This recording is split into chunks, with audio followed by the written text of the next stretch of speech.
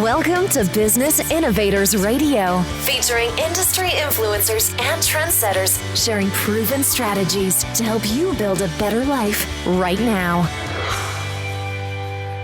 Hello, everyone. This is Dr. Tamara Patzer, and I'm really excited about today's guest, Leketa Hawkins, because she's a founder of HawCLeigh, and she's known as the Pocketbook Strategist. So let me just do a little introduction, and then we'll dive right into the questions. So HawCLeigh is a business consulting company that provides financial literacy education resources and information to aspiring entrepreneurs and small business owners. Entrepreneur and small business owner Leketa Hawkins is the founder of HawCLeigh. And like I said, on social media, she's known as the Pocketbook Strategist, and she creates content to inspire small business owners and entrepreneurs about financial literacy. HawCLeigh focuses on providing educational resources and services to support business owners in successfully launching or improving their business model. It's that attention to detail and client-centered approach that makes HawCLeigh the go-to business consulting agency. Some of the services offered are budget analysis, strategies on how to build a productive team, career consulting, and expense tracking. Hawkins is an alumna of Winston-Salem State University with a bachelor's degree in biology and chemistry and a master's degree in health administration. Her educational experiences attribute to her goal-oriented and time management skills.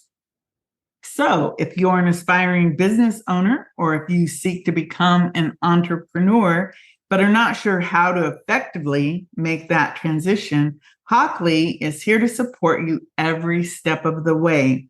As an entrepreneur and small business owner, Hawkins is knowledgeable of the economic effects that can occur with launching your own business.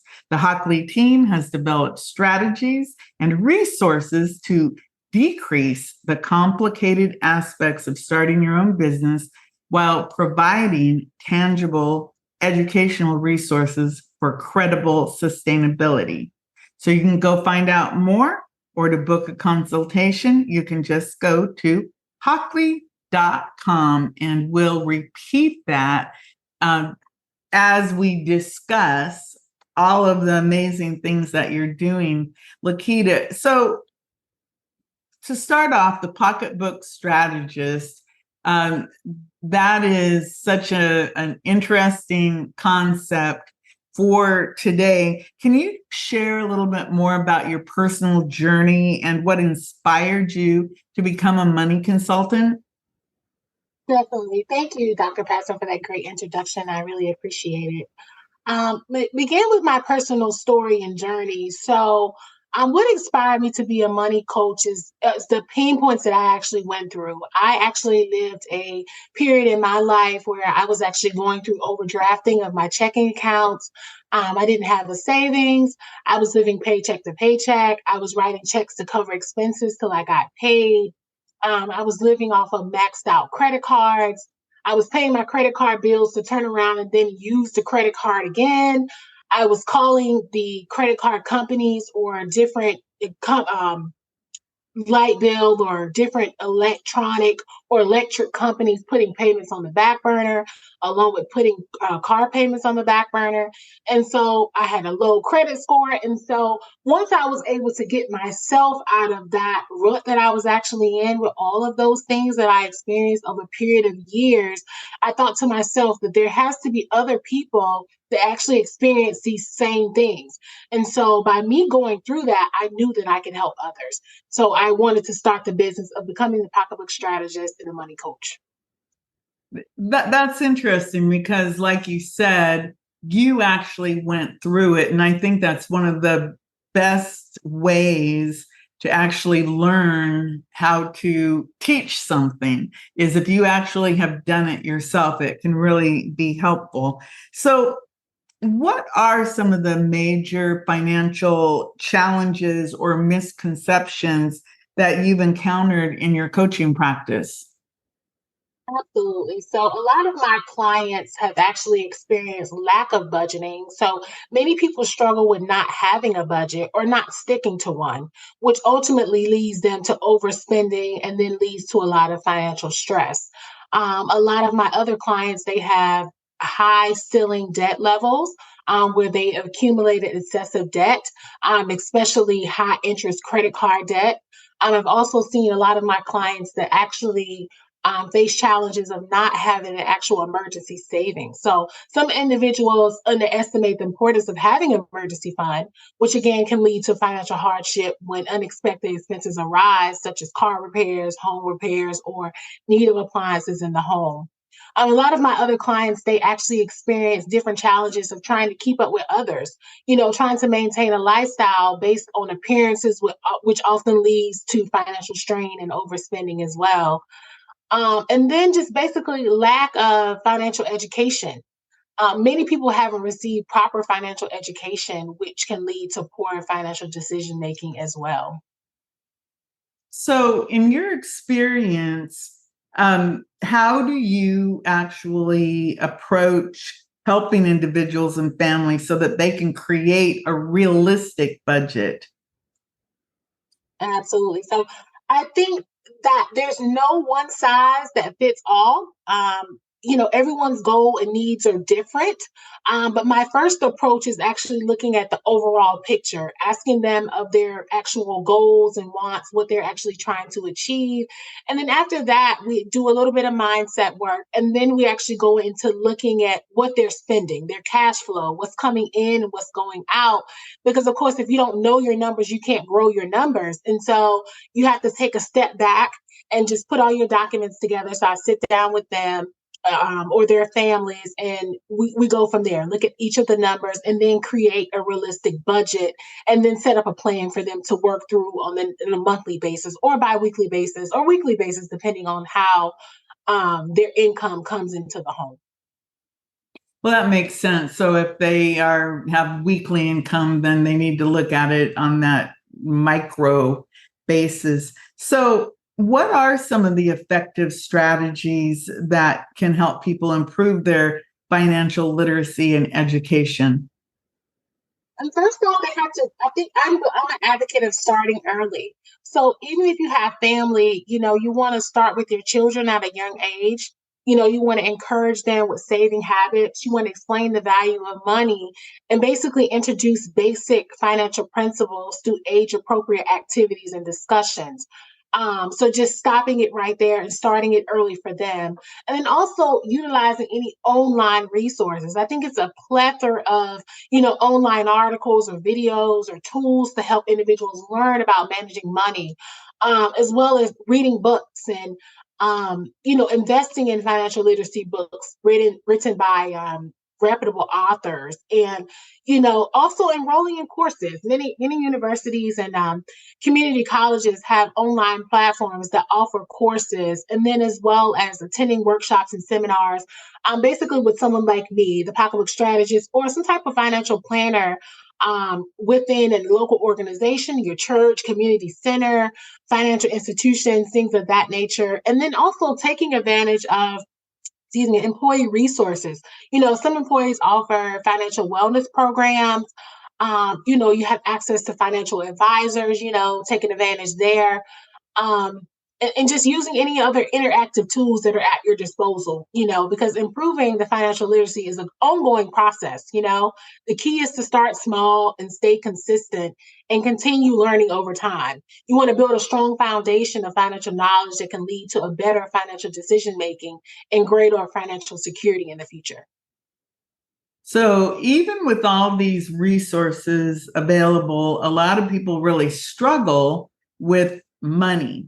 And how does the psychology or the mindset related to money affect people? And how do you address that with your clients? So, mindset and psychology definitely plays a significant role in managing money effectively in terms of behavioral finances and financial decisions. They're not purely rational, right? So, they're often influenced by emotions and biases and ingrained beliefs. And so, addressing these psychological aspects is crucial. And critical when working with clients to help them make better financial decisions. Mindset and psychology affects the money management. And I actually address that with my clients by going through emotional decision making. And I address that by helping them recognize the emotional triggers in their financial decisions. So by encouraging the clients to take a step back, evaluate their emotions and consider the long-term consequences of their choices. Someone like me can guide the clients towards more rational decisions in making that suggestion. Another thing is delayed gratification. Many individuals struggle with delayed gratification, which can lead to overspending as well. And my approach to that is to set clear financial goals and develop strategies for prioritizing long term financial well being over short term impulses. Helping them create budgets and saving plans that align with their goals.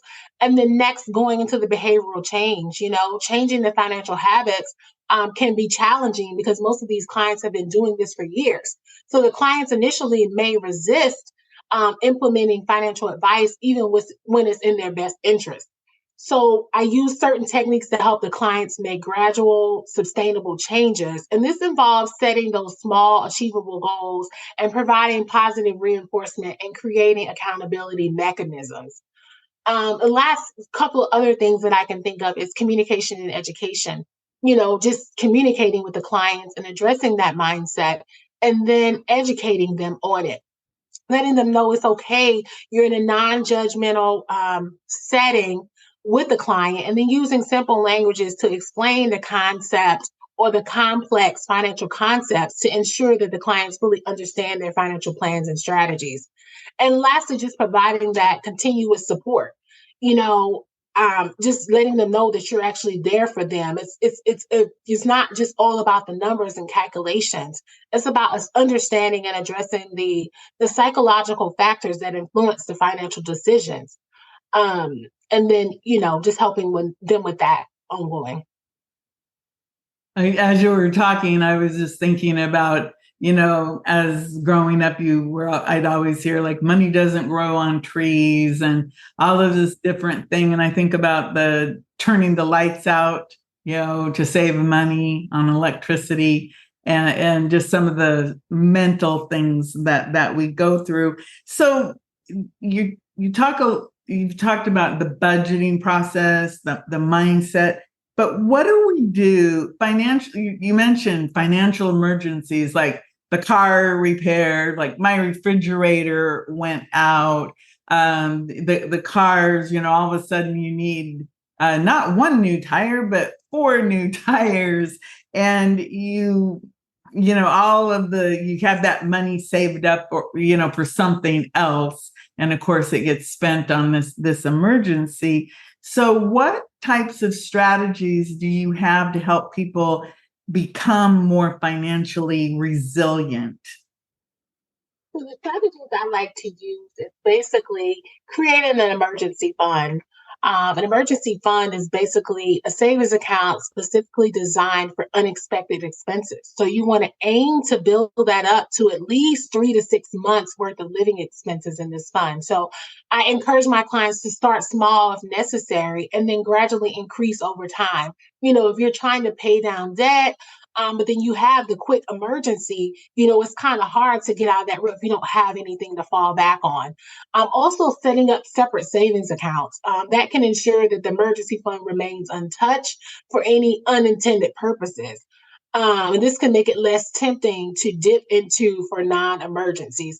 Also, automating your savings, setting up that automatic transfer from your checking account to your emergency fund and other saving goals. So, having those little nuggets and buckets of saving accounts. And this ensures that you have consistent contributions without relying on willpower.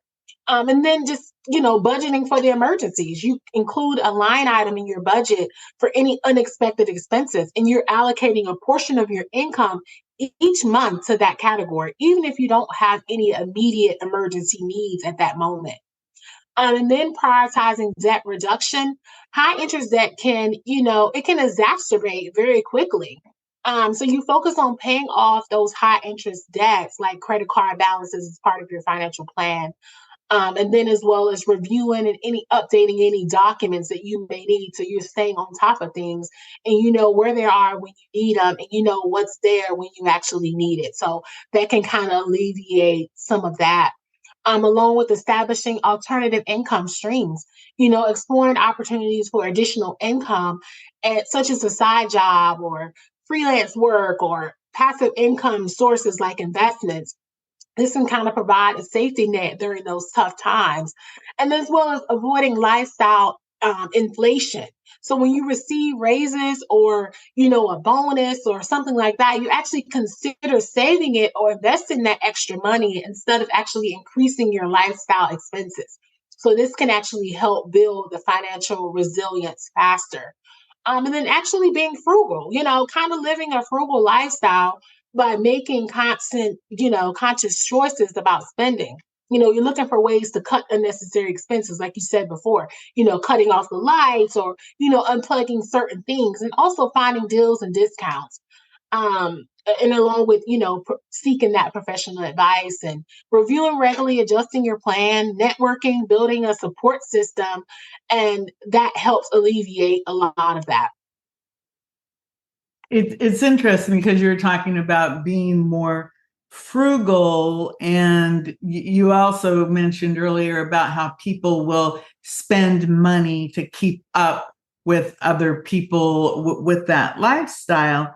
So how do you balance that pursuit of all of those financial goals you have and yet enjoy your life in the moment? Yes, and I get that from a lot of clients. They think that, okay, just because I decide to do a budget, I'm gonna have to cut everything out of my life. But I think it's definitely about balance, balancing the pursuit of the financial goals with enjoying in the present moment is mainly a common challenge for most people. But it's entirely possible with careful planning and mindful decision making. So some strategies that I use is just setting clear financial goals. You start by defining your financial goals and then prioritizing them. Knowing what's working towards you that can help you allocate your resources more effectively, and then make those informed decisions. Of course, it needs to be written down so you can actually see it versus just in your head because you could forget in that moment. Again, going back to the traditional way, just creating that budget, just starting with the budget as it outlines your income, expenses, and savings. And then it helps you track those savings and it helps you allocate your money. You actually know where your money is going before you get it. So then you know that you're not tempted to enjoy certain things of life overboard, like overdoing it. And then prioritizing your spending, you're gonna, most clients need to differentiate between needs and wants. You're gonna allocate a portion of your budget to meet your basic needs, such as housing, groceries, and utilities. And then you can designate funds for any discretionary spending on things that bring you joy in the present. So definitely not cutting those out. And then also practicing mindful spending. When you're making discretionary purchases, you ask yourself whether this is an item, whether I need it, want it, like it, or love it. That's what one of my mentors say. You want to go through those questions and then you avoid impulsive spending on those items that won't contribute to your overall well being. Also, setting aside money for any fun. You have fun money. You have a little bit of fun with your budget. Everything is not always serious. You can have a little fun with it. You allocate a specific amount for certain fun money and personal spending, and that gives you a little bit of freedom to enjoy the present without feeling guilty. And then also planning for special occasions. You anticipate and budget for special occasions, and events that you want to enjoy, such as vacations, birthdays, or holidays. And you set aside that money for those expenses. And then going back to what I mentioned earlier, automating your savings, being frugal, and then celebrating your milestones. If you reach a milestone, you want to acknowledge that so that can keep you motivating, you finding joy and having fun on this financial journey. Practicing gratitude with yourself. You want to cultivate the gratitude for what you have in the present, being mindful of the positives in your life. And that can reduce the urges to seek happiness solely through material possessions, going back to that mental and mindset that we talked about earlier. Also exploring low cost enjoyment.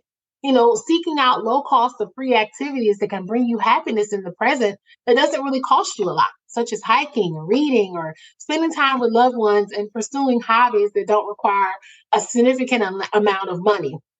And then lastly, just avoiding comparing yourself to other people. You want to resist the temptation to compare your lifestyle or possessions with others. Remember that everyone has unique financial circumstances, and what works for one person may not work for the other. Just keeping all that together and then revisiting and adjusting because things change and life changes. So just staying on track and being aware. That all makes a lot of sense. And you were talking about low cost things like for example, the public library is one of the places that if you actually looked at what is available to you through the public library, I mean, you actually have access to all the libraries in the country and all kinds of databases and things that a lot of people never even know about. So I like about everything you're talking about with being mindful and everything. So what would you say if someone were to ask you, okay, what are the most common mistakes people make for money management? And of course, we want the answer, how do you avoid them? Absolutely. So several things come to mind, and I'll talk about those as well. But I think the number one is not seeking financial advice. You avoiding professional financial advice can lead to missed opportunities and poor decisions. And to combat that, you would consider consulting a financial advisor for guidance. Next is just not budgeting. Many people fail to create a budget, which can lead to overspending and financial stress that we talked about prior. So, to avoid that, you create the budget outlining your expenses and your income. Next is living beyond your means. Most people spend more than they can actually, lead, than they can actually making. And so that leads to debt. So again, living within your means by cutting those unnecessary expenses like the cable. Most people think that they have to have the cable, but it's a lot of people that have actually cut the cord on their cable, saving them hundreds of dollars a month and thousands of dollars per year. And then most people, another common mistake that they make is in ignoring their emergency fund, failing to save for their emergency fund that we talked about. So you want to aim to build an emergency fund equaling to that 3 to 6 months worth of expenses. And then other people, they have high interest debt, taking on a lot of debt like credit cards that can be costly. So you want to prioritize paying off that high interest debt to save money. Some of those goals are to actually take on the avalanche method or the snowball method. So the snowball method is starting from the small debt, going to the largest, and then the avalanche is the exact opposite, going from the largest to the smallest.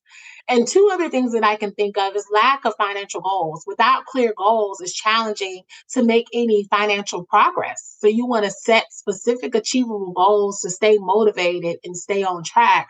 And then lastly, another one that I see mistakes that people make is the impulsive spending again. Impulsive purchasing can derail your budget. So you want to practice mindful spending and avoid impulsive buys. I'm glad that you explained the difference between a snowball and an avalanche method because here's a question that I'd like to know. When would you choose one or the other? If a snowball is pay off the smaller debts first, and then the avalanches do the larger ones, is that just you would choose it based on your ability to pay one way or another?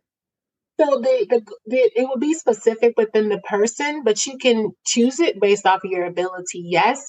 And then you can also start with those high interest rates that I was speaking of. So let's just say if you want to do the snowball effect, but after looking at all of your documents, it may be beneficial for you to actually use the avalanche method because you have high interest rates over here. You're paying all this interest, and if you pay that down quickly, then you're able to put more money to those other debts that you have. Okay, I get it. So you talked a lot about different things that you can do. Do you have any resources or tools that you could suggest to help you to get organized and to actually start accomplishing some of these things? So I'm recommending resources, books, or tools to clients for furthering their education. I often consider the client's specific needs, goals, and their level of financial literacy. The book that changed it all for me was Rich Dad, Poor Dad by Robert Kiyosaki. So that is definitely a book that I always recommend, regardless of what level you're on, because this book actually explores the differences in mindset between the rich and the poor and provides insights into building wealth, which is what most people want to do.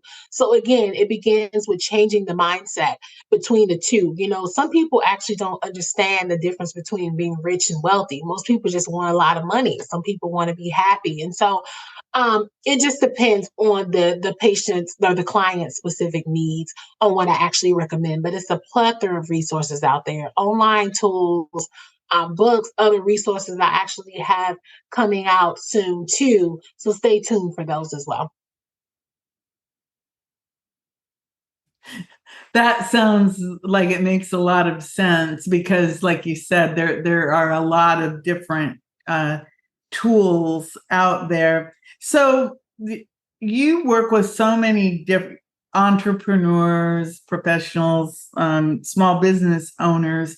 Um, are there strategies that you help clients with, say that if they want to have some specific financial milestone, like maybe they want to buy a house or maybe they want to start a business? Do you work with them on that? Yes, so I can certainly provide several strategies for achieving specific financial milestones, like you said, like buying a house. So I keep in mind that financial planning is highly individualized, and it's often a good idea to, always consult someone. How I begin with my clients is setting those clear goals. Determining the type of home you would like, its location, any estimated cost. This will be the foundation of your financial plan, and then creating a budget, analyzing your current financial situation, including your income, expenses, your debts, your savings, because you have to establish a budget to help you save for your home purchase. You want to build an emergency fund again. Before saving for a home, you want to ensure that you have the emergency fund to cover any unexpected expenses that can prevent you from dipping into your home savings. You want to save for the down payment. So you start saving for the down payment, which is typically a percentage of the home's purchase price. So, you may consider opening up a separate savings account for that purpose. And then, you actually want to improve your credit score, reduce debt, helping the clients reduce debt. I help them with that. Of course, and then exploring any mortgage options that you may have. And again, saving for those closing costs and other expenses, and then actually tracking your expenses, continuously monitoring your expenses to ensure that you stay on track. Um, so yeah, most people have to remember that buying a house is a significant financial commitment. So careful planning and discipline is essential, and the person like me can help you navigate the complexities of those savings so you can get to your goal of home ownership. So we've covered a lot here. So I'm thinking maybe if we can recap some of the common financial challenges that people are coming up against, especially, in today's economy, that things are maybe we just don't know what's going to happen in different, times and everything. So, you want to just give a few more, just recap some of the ideas that you've given related to how to achieve this balance and how to meet these financial challenges that you might be up against so that you can come out on top? Yes, the number one is building that emergency fund, and then creating the budget, prioritizing your savings, and then making that contingency plan. Always seeking advice when needed. Avoid any high interest debt. Cut any non-essential spending, and then learn from your experiences. You're not always going to be perfect. We all have downfalls. It's about getting back on and then learning from those experiences. Well, great. So I wanted to ask you, if somebody wants to reach out to you for a consultation, what is the best way to do it? Definitely. So I am a couple strategist on IG, and HawCLeigh is on all platforms, which is Hawk, HawCLeigh. And that is all on all platforms: Facebook, Instagram, Twitter, TikTok. We're on everything. Okay, Um, great. Yep. And along Uh, with going to HawCLeigh.com, and you'll be able to see how to book a consultation there. Consultations are free. And then anything after that, you'll see all of that outlined on the website. Okay, great. So do you have anything you'd like to add before I let you go?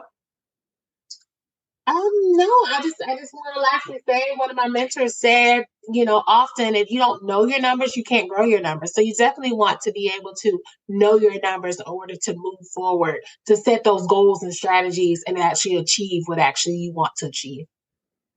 Well, Thank great. you. Well, Leketa, I really appreciate you sharing all this information. My head is actually, I've got all these scenarios running through my mind now, of course, and of course, I feel guilty because of some of my lack of financial education. So I'm sure everybody really appreciates everything. And thank you so much. Thank you, Dr. Pastor, for having me. I appreciate you. Everyone go to HawCLeigh.com and I'll put the spelling of that in the show notes. Thank you. Talk to you soon. Thanks for listening to Business Innovators Radio. To hear all episodes featuring leading industry influencers and trendsetters, visit us online at businessinnovatorsradio.com today.